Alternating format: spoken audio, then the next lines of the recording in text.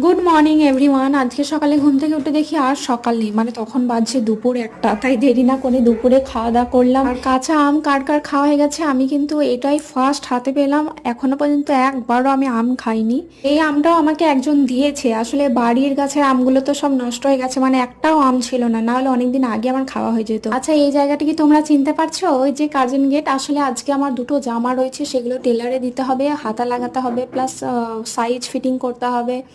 তো সেই জন্যই এসছি। আর এই রাস্তা দিয়ে বেশ সবসময় প্রচুর ভিড় থাকে, কিন্তু এখন সন্ধ্যাবেলা পুরো ফাঁকা আছে।